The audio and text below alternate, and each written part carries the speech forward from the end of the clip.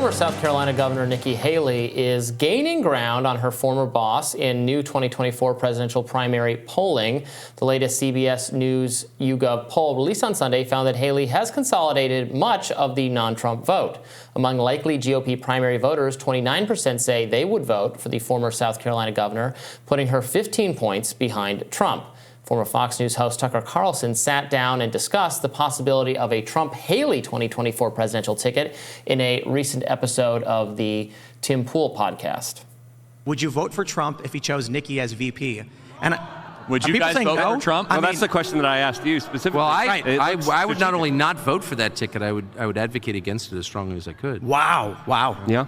Well, that's just poison. I mean, here's someone who's actively opposed to the interests of the country I grew up in, who endorsed the BLM riots, and who is not only is not left, but is neoliberal in the darkest, most, speaking of nihilistic way, and has no real popular support. Is a creature of the oligarchs. So yeah, that would be reason to oppose the ticket. Even Trump, Haley is a no-go. Nikki Haley. He would get assassinated immediately if that were the case. Yeah, and by the way, I just can't imagine a world where that could happen. That would be so crazy. I mean, anything could happen, of course, but picking Nikki Haley, who's utterly treacherous and utterly dismissive of like the interests of Americans. Yeah. It's a no-go for me, but it's a yes for BlackRock. Meanwhile, once primary frontrunner Ron DeSantis took to MSNBC this week, where he walked the MAGA tightrope and subtly called out Trump. Look, I think Donald Trump, when he was president, I think that he really didn't take some of the action that he could have constitutionally taken. And so I understand there's a narrative saying he's going to be much different this next term. But I look back, what didn't he do? He didn't move forcefully to build the border wall. That languished for years. He didn't fire people like Anthony Fauci from the COVID task force when many conservatives, including me in Florida, were saying they needed to go a different direction. Even gave Fauci an award his last day in office. A lot of the people he appointed, he since trashed after leaving office, but he could have fired them. He didn't really take any action to reform the bureaucracy or to curb the administrative state. So I think what is being said would be him acting in ways that actually were not how he acted before. He deferred a lot of his presidency to some of these people that he now criticizes. I don't know if that's walking the MAGA tightrope or jumping up and down on the MAGA hat altogether. Tucker Carlson, meanwhile, had something to say for his supporters as well. Can I just ask a question, since you all are so on the internet and like I'm not that much? You really get the sense that Ron DeSantis, who I liked as governor, the people who represent him online are the nastiest, the stupidest, and the most zero-sum people I've ever seen in my life. And I don't think that reflects him, but it's like, this is kind of small ball. And by the way, these purported conservatives, Ron DeSantis changed his view, and I like him, okay? I think he's been a good governor. I just want to be clear about that. I know him personally, I like him.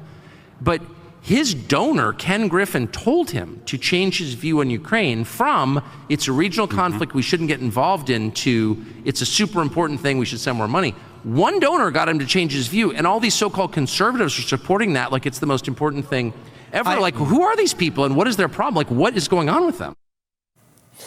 So I will disagree with Tucker Carlson on DeSantis's supporters being more unpleasant to deal with than anyone else. This is giving Bernie bro energy to me here. DeSantis certainly has some very militant supporters, people who really prefer him to Donald Trump and are frustrated that the rest of the Republican electorate can't get on board with, we're going to do Trump, but more if you just do DeSantis. And their frustration is showing, and they lash out. But like Trump's supporters are some of it. I mean, his advocates in the Republican primary system are just as deranged as anyone else. Laura Loomer is completely like crazy. She's the most vehemently pro-Trump person on earth. She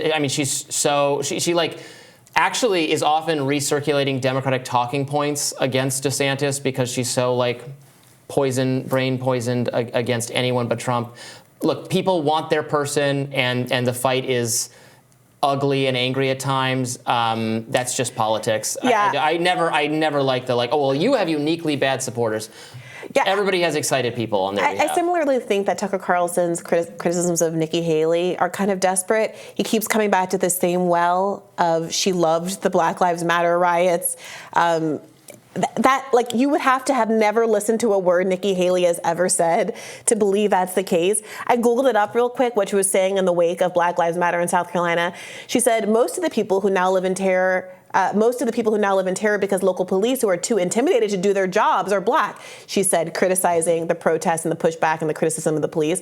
Black lives do matter, and they have been disgracefully jeopardized by the movement, BLM, that has laid waste to Ferguson and Baltimore.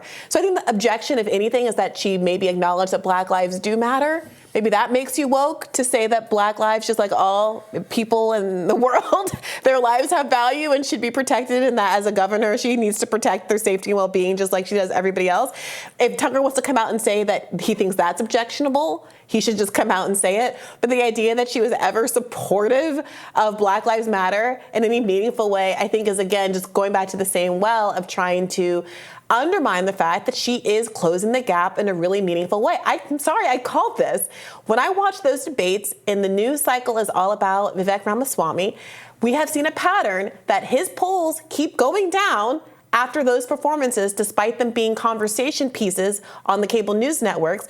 And Nikki Haley keeps going up. Now, this is not an endorsement of her politics. It's certainly not an endorsement of Vivek Ramaswamy's politics either. But I do think that people are underestimating the extent to which a lot of people want someone who sounds nice and normal and professional and qualified. Remember when we did that segment, oddly, about O.J. Simpson and how he loved both Nikki Haley and Vivek Ramaswamy, even though they couldn't be more opposite on foreign policy and a number of other issues? There's a lot of Americans like that who just say, oh, Nikki Haley seems normal. Nikki Haley seems professional. Nikki Haley seems qualified. Nikki Haley isn't pugning other people's parenting skills in the debate stage. Nikki Haley isn't making unfair personal attacks. And they don't care that she has a hawkish foreign policy. And that is why she's closing the gap. Especially when Vivek Ramaswamy is simply styling himself as a proto-Trump. And when the real thing is in contention, there's just no need to throw your lot in with the imitation. Yeah, that is the issue, is that if you like Trump, you can vote for him. I don't know. Nikki Haley is the one running on the most kind of anti-Trump ticket, who's actually getting some traction. Chris Christie obviously has failed to get any traction. Mike Pence didn't get any traction. Other people, we can't even recall their names, didn't get any traction, obviously. I think if it was just head-to-head, her against Ron DeSantis or her against even Vivek Ramaswamy, it would not surprise me to see her not winning that matchup because of the level of animosity in the Republican primary field, the level of animosity for her. I'm just looking for more comments she might have made on the Black Lives Matter issue. Here she is in 2015 saying, Black lives do matter, and they have been disgracefully jeopardized by the movement that has laid waste to Ferguson and Baltimore. That's what I just read. So I don't. I would see before. I'm not a big Nikki Haley fan, so I'm willing to hear for more information on how she did not handle this to my satisfaction. Tucker specifically before referenced a tweet that she had made, like in the immediate aftermath of George Floyd's killing, where she said something about how this is a moment for like public national reckoning. And that's what he took issue with. That was not opining on the validity of any given protest or how people should protest or how people should express themselves. And so again, it's coming down to Tucker Carlson. Are you saying it's wrong? Like, if you don't think it's a moment for national reckoning, that's fine. But trying to tie her to a whole host of other actions, because like many of us, after watching a 10-minute video of someone getting choked out to death by a police officer on the ground while he was calling for help, thought, oh gosh, maybe we should look in the mirror and see whether or not we need to reform some aspect of our policing.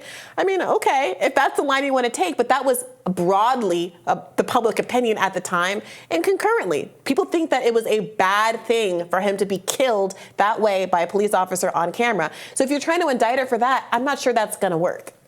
Well, yeah, people think it was a bad thing, obviously, for a police officer to kill someone that they had no reason to do that to, who was already who could have been handcuffed and put in the car, and none of this would have ever happened but for the actions of that police officer, who should have been and has been held accountable. The criticism from the right is of the broader movement that then engaged in looting and widespread destruction, and also the I would argue myopic racial focus of it when police holding police officials accountable can be and should be a broader issue, while still talking, of course, about the racial implications when they are merited.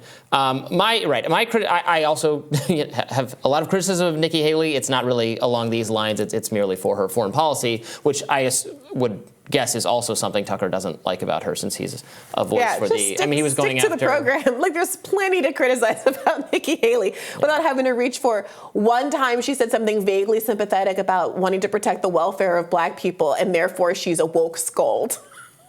Okay. Well, like Tucker, I think that the idea of a Trump-Haley ticket is not realistic. But as he said, that would be crazy. But crazy things can happen, so who knows?